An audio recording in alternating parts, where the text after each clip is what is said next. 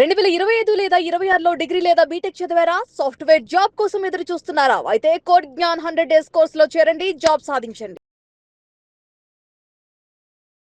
నమస్కారం నంది రామేశ్వరరావు గారు. నమస్తే అమ్మ.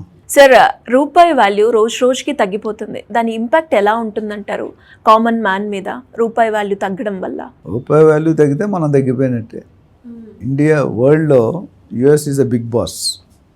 ఎందుకంటే ఆయన ప్రకారమే మొత్తం మిగతా వాళ్ళందరూ ఫాలోవర్స్. ట్రంప్ గారు ఏమంటారో మోడీ గారు అది అనాలి, మోడీ గారు ఏమంటారో రేవంత్ రెడ్డి గారు అది అనాలి. So it's a employees and employed and మ్యాథమెటిక్స్లో ఫార్ములా ఉంది. ఆయన ప్రకారం మ్యాక్సిమం కంట్రీస్ నడుస్తున్నాయి.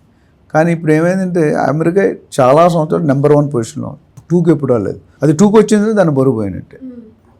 నోరు జారిన కాలు జారిన అంటారు కదా, అది దాని కాంపిటీషన్ ఎవరుంటే చైనా, జపాన్, రష్యా, ఇండియా. ఈ 4 వెరీ క్లోజ్ రిలేషన్లో. సో మనం దాటకూడదు అంటే అటు ఏదైనా సినిమాలో వెళ్ళి ఉంటాడు కదా, మన పైకి రాకూడదు అంటే మేము చంపడమో లేదా ఇంకేదేదో చేస్తారు. ఇక్కడ కూడా అలాంటి ధోరణి నడుస్తుంది. సో ముఖ్యమైన రీజన్ అంటే rupee weekends when dollar reduce అంటే స్ట్రెంగ్త్ అయితే. మనం ఎందుకు తగ్గిపోతామంటే ఇంపోర్ట్స్ మొత్తం వరల్డ్ కరెన్సీ అంతా యుఎస్ డాలర్ మీద డిపెండ్ అయి ఉంటుంది. ఎవరు కొనుక్కున్న డాలర్కు ఉన్న value US dollar, Singapore dollar లేకపోతే ఆస్ట్రేలియన్ అవేరు, ఇది హైయెస్ట్ ఉంటుంది. సో ఎప్పుడెప్పుడైతే డాలర్ స్ట్రాంగ్ అవుతుందో అప్పుడప్పుడు మనం వీక్ అవుతున్నాం. అదొక రీజన్. రెండోది హయ్యర్ ఇంపోర్ట్స్. అంటే మనం ఇంపోర్ట్ అంటే దిగుమతులు, ఎక్స్పోర్ట్ అంటే ఎగుమతి అంటే పైకి. సో ఎక్కడైతే మనం బయట కంట్రీ నుండి తెచ్చుకుంటామో అప్పుడు మనం డాలర్స్తో కొనాలి. డాలర్ ఎప్పుడైతే స్ట్రాంగ్ అయిపోతుందో మనం వీక్ అవుతున్నాం. ఒకటి పెరిగితే ఒకటి తగ్గుతుంది. అది రెండో reason. And main rise in crude oil prices. ఇప్పుడు హార్మోన్స్ అందులో ఏదైతే అవి మన crude oil, I think Iran is supplying 20-22% consumption. Iran ఇన్ని కంట్రీస్లో కూడా ఇరాన్ ఒక దగ్గర నుండి వస్తుంది. సో ఇరాన్ ఇజ్రాయెల్ యుద్ధం వల్ల వాళ్ళిద్దరు దేశంలో కామన్ పబ్లిక్ ఇబ్బంది పడుతున్నారు. ఇప్పుడు మన 10 రూపాయలు 11 రూపాయలు రేట్ పర్ లీటర్ పెంచారు. ఓవరాల్ ఎంతంటే మనిషి రోజుకు 2 లీటర్లైనా వాడాడు అనుకోండి, 2 లీటర్ అంటే 60 లీటర్లు, 60 అంటే 600 రూపాయలు ఎక్స్ట్రా పడుతుంది నెలకి. సంవత్సరానికి 7,000-8,000 రూపాయలు ఎక్స్ట్రా ఖర్చు పెడుతుంది. అది బర్డెన్ కదా కామన్ మ్యాన్ మీద. అదొక రీజన్. సో ఫారెన్ ఇన్వెస్టర్స్ అనేది విత్డ్రా చేస్తున్నారు డబ్బులు. బికాస్ స్టెబిలిటీ ఎప్పుడేముంటుంది, ఎక్కడేమవుతుంది, యుద్ధం ఎన్ని రోజులు పడుతుంది, యుద్ధం ఏ కంట్రీ మీద, వీళ్ళిద్దరు పక్కన వాళ్ళు కూడా ఎఫెక్ట్ అవుతుంది.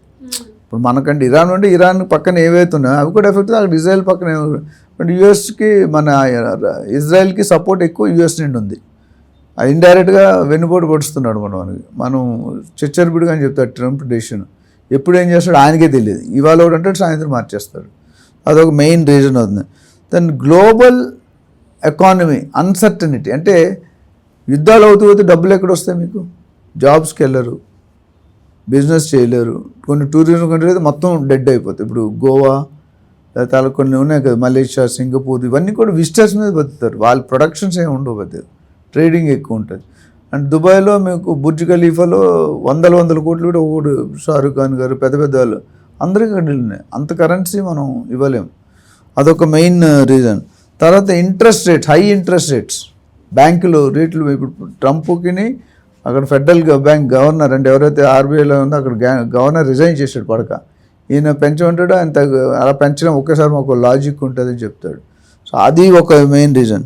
తర్వాత నేను ఇందాక చెప్పిన geo political tensions, war condition అనేది ఇండైరెక్ట్గా మనకి ఎఫెక్ట్ చూపిస్తుంది. దెన్ యుఎస్ ఎకానమీ కానీ స్ట్రెంగ్త్ అవుతూ పోతే మనం ఎప్పటికీ పైకి రాలేం. కాలు కింద చెప్పులో పడి ఉండాలి. నేను చెప్పిందే ఫైనల్. ట్రంప్ ఏం చేస్తున్నారు, హిస్టరీని రీరైట్ చేస్తున్నాడు, ట్రై చేస్తున్నాడు రీరైట్ చేయడం. అంటే బర్త్ టూరిజం అన్న కాన్సెప్ట్ ఉంది. అక్కడ పిల్లలు పుట్టుతారు, ఇప్పుడు తీసేసాడు. మళ్ళీ ఇండియాలో కానీ అక్కడ తీసుకెళ్ళడానికి ఆంక్షలు పెట్టాడు. అంటే ఆ పిల్లలకి సిటిజన్షిప్ రాదుగా. వీసా ప్రాసెస్లో లక్కీ డిప్ అనేది తీసేసాడు. అంటే చాలా తారీఫులు, ట్యాక్స్ రేట్స్ కొన్ని కంట్రీలను దబాయించేస్తున్నాడు. 50% చేశాడు మనకి.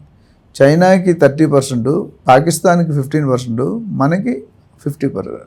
15, 30, 50 అంటే మనకి హైయెస్ట్. మనం క్లోజ్గా ఉన్నాం, any time you can take.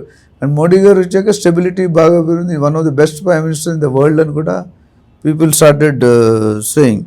So దానివల్ల ఏమవుతుందంటే ఇవన్నీ రీజన్స్ మీరు చూసుకుంటే కనుక ఫ్యూల్ ప్రైసెస్ పెరిగితే ఏమవుతుంది, జనాలు కొనుక్కోలేరు, ట్రావెలింగ్ ఆపాలి, నిత్యావసర ఖర్చు. నిత్యావసర ట్రాన్స్పోర్టేషన్ పెంచితే కూరగాయల రేట్లు పెడితే, పాల రేట్లు పెడితే ట్రావెల్ చేయాలి కాబట్టి.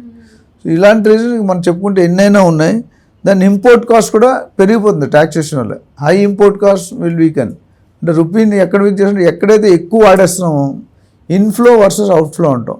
అంటే అవుట్ఫ్లో అంటే మనం కట్టేది, ఇన్ఫ్లో అంటే మనకు వచ్చేది కంటే పోయేది ఎక్కువ అవుతుంది. బిజినెస్ ఉందనుకోండి, పొద్దుగుకులు లాసెస్ వచ్చాయనుకోండి, ఇన్ఫ్లో లేకుండా అవుట్ఫ్లో శాలరీస్ కానీ ఇవన్నీ ఖర్చు అవుతాయి కదా. అది 10 రూపాయలు ఉండి ఇది 5 రూపాయలు ఉంటే మీరేమవుతారు, కొన్ని రోజులు బ్యాంక్ కరప్ట్ అయిపోతారు. సో ఈ కండిషన్ కూడా మనం జాగ్రత్తగా. And foreign travel and overseas అనేది బాగా ఇప్పుడు మనం మన దేశాల కంట బయట దేశాల్లో మనం వీ స్పెండ్ లగ్జరీ అమౌంట్. ఇప్పుడు ఒక ఫారెన్ ట్రిప్ సపోజ్ యూకే జర్మనీకి 1 మంత్ వెళ్ళనుకోండి, 15 లక్షలు ఖర్చు అవుతుంది ఫ్యామిలీ సైజ్ బట్టి. ఆ 10 లక్షల తాలూకు విలువైన కరెన్సీ పోతుంది కదండి. అంటే మనం అక్కడ ఆ కరెన్సీలో మనం స్పెండ్ చేయాలి. ఎస్. సో గోల్డ్ ఇంపోర్ట్ మీద కూడా కొన్ని ఇవి ఉన్నాయి. సో ఇలాంటివన్నీ చూసుకుంటే కనుక high import cost, geopolitical, tariff, visa process, layoffs, ఆ కరెన్సీ రాదు మనకి. ఇప్పుడు అక్కడ ఎర్న్ చేసుకుని ఇండియాలో పెట్టుకుంటాడు, అక్కడ బ్యాంక్ ఇంట్రెస్ట్ నథింగ్, సంవత్సరానికి 1-2% ఇస్తుంది. మనకి నెలకి సంవత్సరానికి 7%. అదే మీరు కమర్షియల్ రియల్ ఎస్టేట్లో పెట్టుకుంటే 12-13%, 20% దాకా ఉన్నాయి. ఎస్. సో అక్కడికి దీనికి కంపారిజన్ లేదు. ఇప్పుడు మన ఇండియాలో 10 లక్షలు మీకు కొన్ని వేసుకుంటే నెలకి 6-7% వేసుకున్నా 13-14 సంవత్సరాలు పడుతుంది డబుల్ అవడానికి. రియల్ ఎస్టేట్లో పెడితే అలాగే గోల్డ్ 1 ఇయర్లో డబుల్ ట్రిపుల్ అయిపోయింది, 2.5 times అయింది. ఇవన్నీ కారణం కర్ణుడి చావుకి 100 కారణం. మన రూపీ వీక్ అవ్వడానికి దాని ఇంపాక్ట్ ఏంటంటే ఇది. So we will be able to and మన కరెన్సీ కానీ మన బిజినెస్ కానీ తగ్గిపోతుంటుంది. లేదా మన ఫారెన్ ఎక్స్చేంజ్ ఎంత బయటకు వెళ్తే అంత లాస్.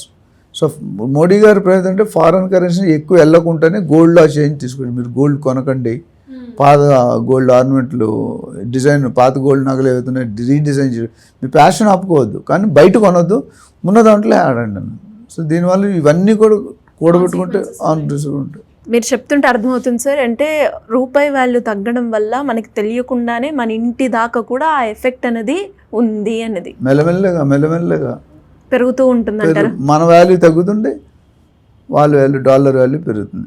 సో అందరూ ఇండియా ఇప్పుడు రూల్ పెట్టినప్పుడు అందరూ కొనేరు, అందరూ ఆపారు. నేను చెప్పాక 32,000 టన్నులు 20% తగ్గారు అనుకో, 5-6,000 టన్నులు తాలూకా డబ్బులు ఇక్కడే ఉండిపోతాయి. అది మెయిన్ టెన్షన్ మన మోడీ గారిది. Yes. Thank you sir, thank you so much.